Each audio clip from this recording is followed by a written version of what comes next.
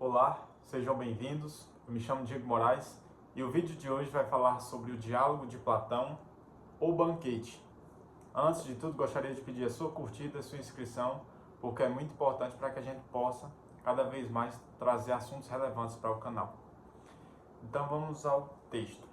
Bem, o diálogo do banquete é uma reunião na casa do Agatão, em que vai haver vários personagens. Inclusive eu tenho aqui o nome de todos, que seriam Apolodoro, Glaucon, o amigo de Apolodoro, Aristodemo, Sócrates, Ágaton, Erisímaco, Pausânias, Aristófanes, Fedro e Alcibíades. Bem, todos eles estão lá nessa confraternização, digamos assim, e eles decidem, cada um, falar um pouco sobre o que é o amor. Cada um dá a sua breve definição do que seria o amor para cada um deles.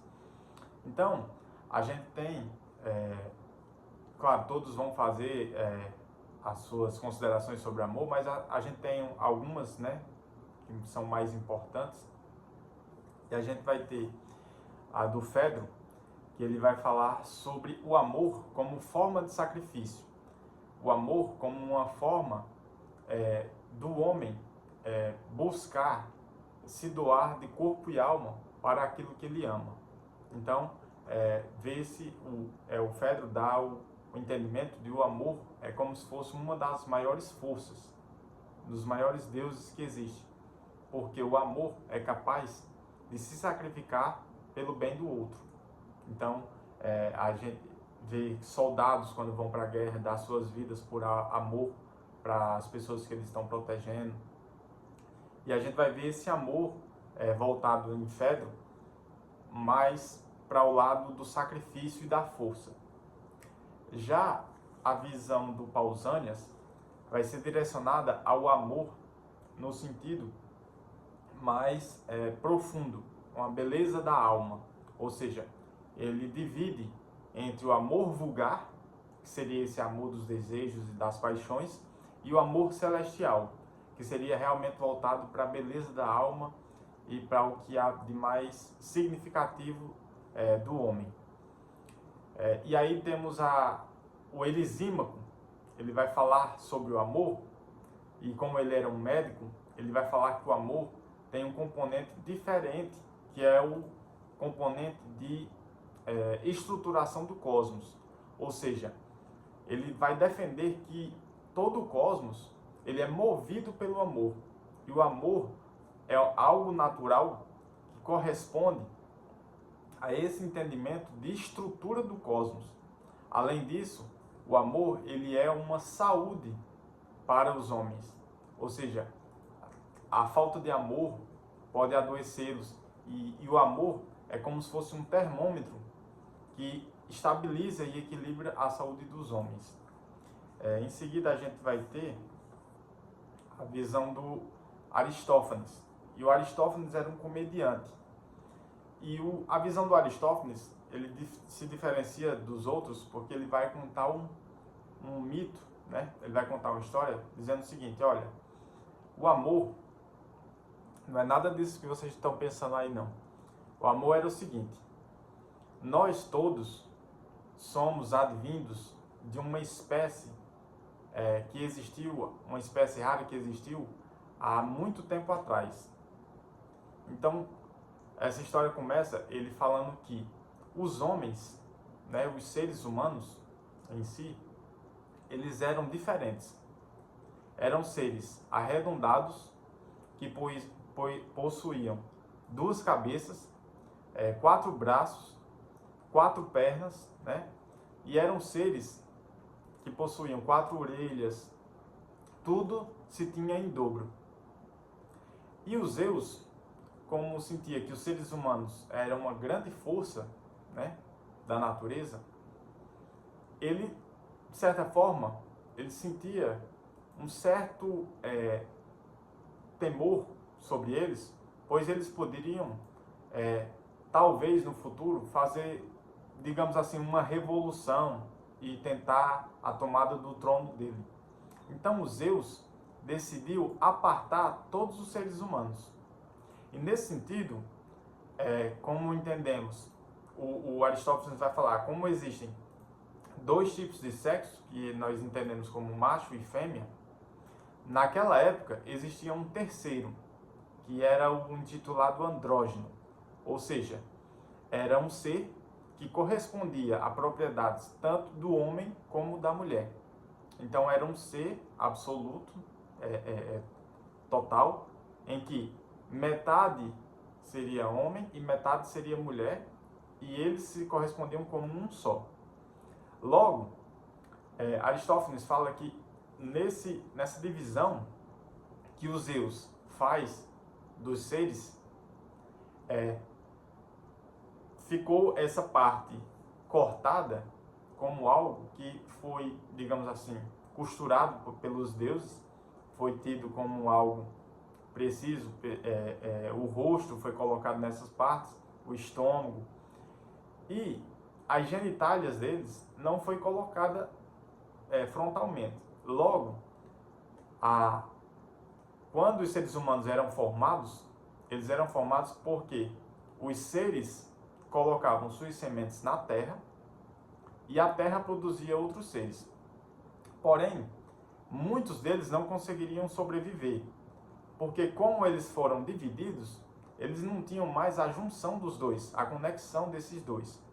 Logo, Zeus decide fazer outra coisa, digamos assim, outra cirurgia, entre aspas. E ele coloca essa genitália de cada um ser na frente.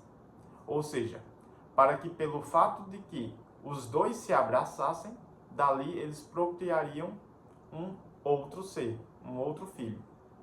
E então, o Aristófanes, ele coloca que os homens, hoje, no nosso mundo, que são aficionados por mulheres, eram os homens que vinham de uma interseção dos andrógenos.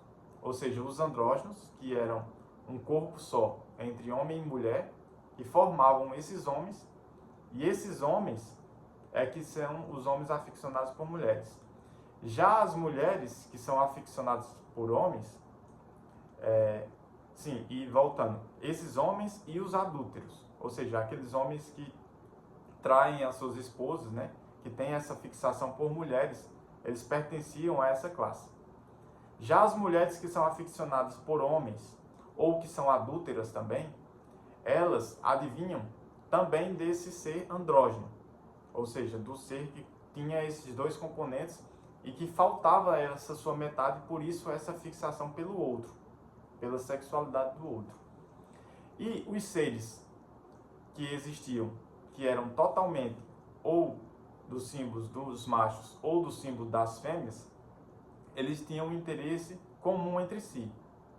E aí ele vai explicar a relação de que entre mulheres que adivinham desses seres, elas seriam as lésbicas, ou seja, elas teriam atração por pessoas iguais.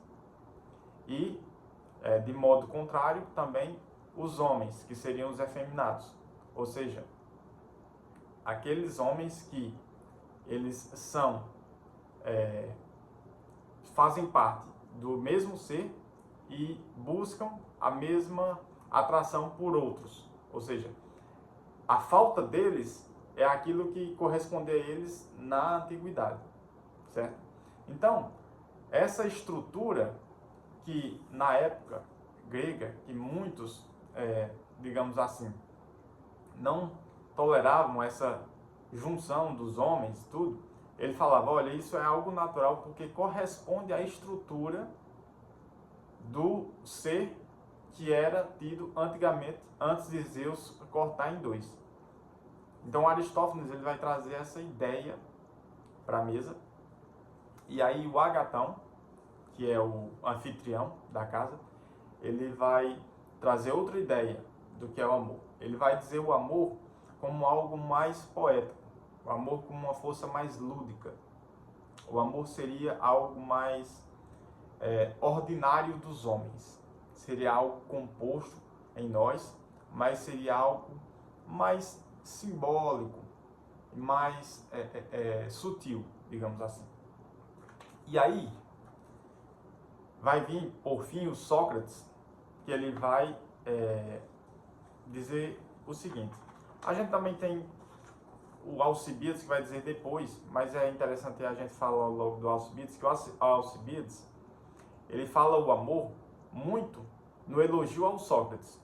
E aí, como ele deixa bem claro isso, né, ele faz vários elogios ao Sócrates, há um certo burburinho, umas risadas de todos, porque ele se entregou ali, mostrando que ele estava apaixonado pelo Sócrates.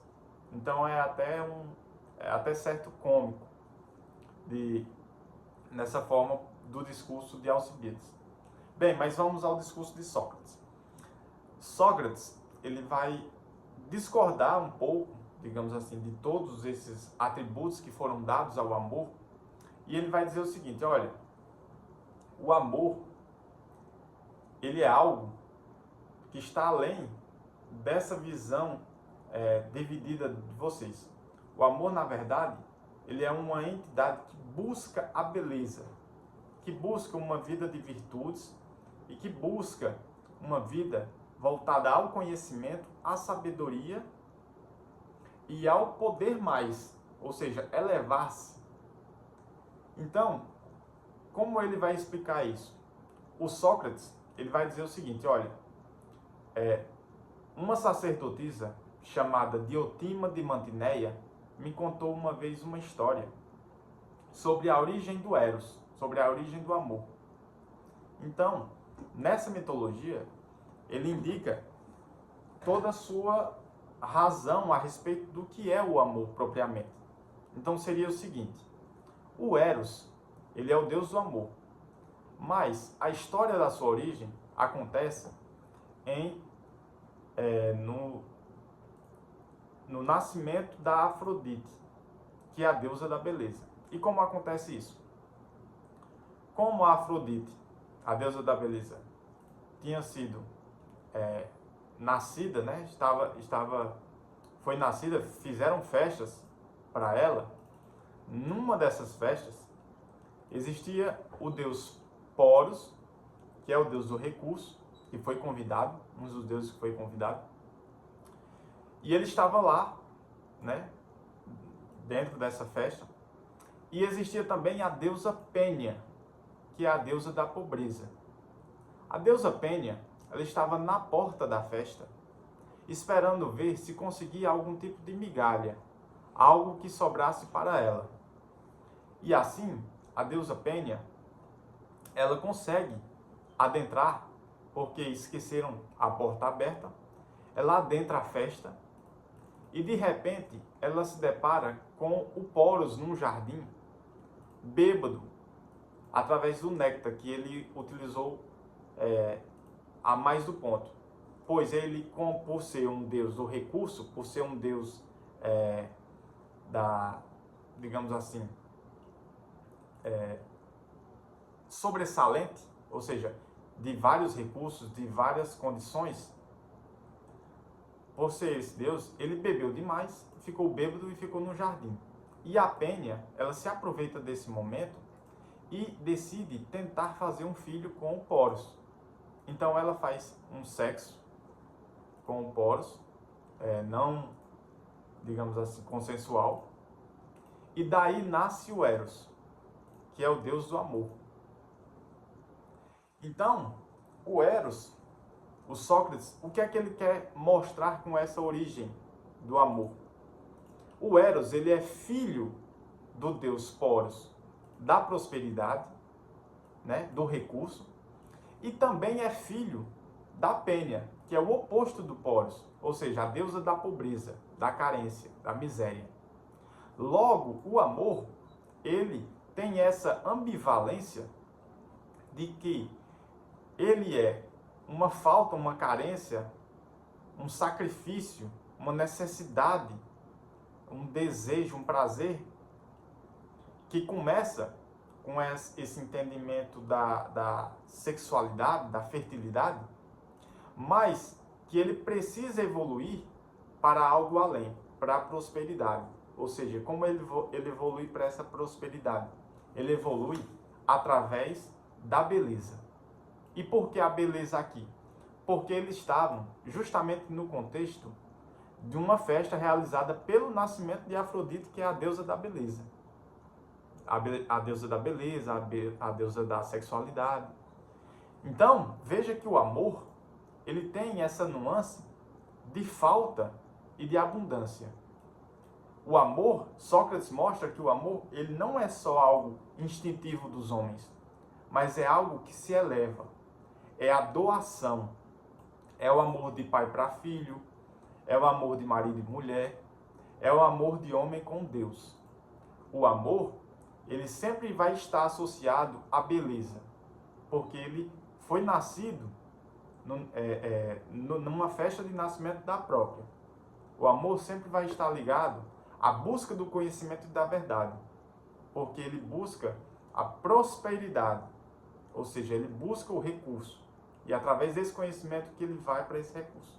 Mas o amor também tem o seu lado conjugal, o seu lado desejos e prazeres, o seu lado mais carnal, que está simbolizado na deusa Penha, que é a deusa da carência, que é a deusa da falta. Então o Sócrates ele vai mostrar que o amor está para além dessa concepção nossa de dividi-lo através de coisas que nós achamos que estão incluídas nesse nosso mundo material. Ou seja, o amor ele transcende as nossas expectativas, porque ele é algo que não pode ser explicado literalmente, pois ele é um complexo de várias conjunções de propriedades que o homem participa, mas que é para além dele.